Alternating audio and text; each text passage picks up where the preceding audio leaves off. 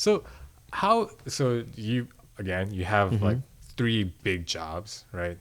I mean, at a church, usually the pastor being the worship leader, it's not, unless it's a very small church, which your church is not, it's not very common, right? So how do you juggle all three of these jobs?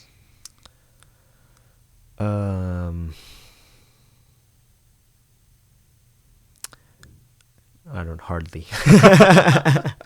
Yeah, I think the first job, the main, the week job is just there because if there's no juggling, it's what it is. Right. 8 to 4 is my hours, and that's what it is.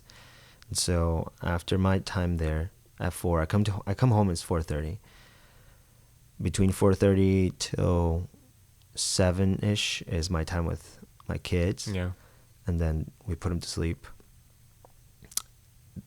And then 7:38-ish is my time with Blair until 10 or 11.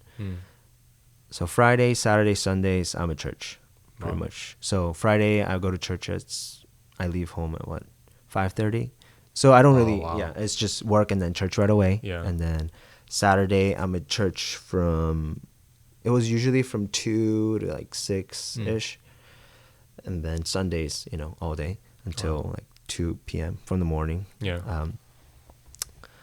I don't know if it's juggling is the right word. I think it's just everything has its own time slots. The hard part becomes with the youth ministry. I feel like I should be doing a better job of meeting up with people separate, like outside of my time on Friday, because it's impossible, for me to connect with all of them on a Friday night, right? Which is our youth service. Yeah. Yeah, but if I want to do that, then I'm sacrificing my time with your family. My family, because it's not like every day I'm just like coming home, eating dinner, and then spend time with Blair. Usually I'll have, one day will be discipleship, one day I'll just meet someone. So it ends up being 1 or 2 days with Blair, really.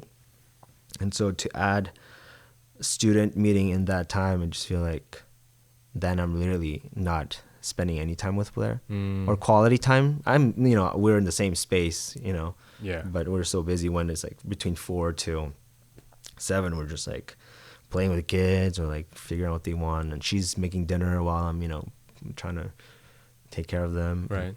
So it's hard. I think it's hard. I feel like I'm not doing a good job. No, I'm sure you are. So there's always something that I guess, because you don't have infinite time, right? Right. So I'm sure there's always going to be, I wish I could do this more, but yeah. So I think it's just at the end of the day, for me, it became, man, if I'm for me, it almost feels like, man, if I'm a good youth director, then I feel like I'm being a bad dad and husband. But if I'm trying to be a good dad and husband, I feel like I'm being a crappy youth director, right? Because if I were not the youth director and I was looking at this person, I would be like, well, why is he not meeting up with people? You know what I mean? I would be thinking that. So yeah. Well, I mean, I think it's just facts of life sometimes, where we're given the cards, we're dealt the cards that we have, and you kind of just do the best that we can with them, right? Yeah. And so I'm sure no one like blames you or is upset with you, right? Not explicitly. Yes.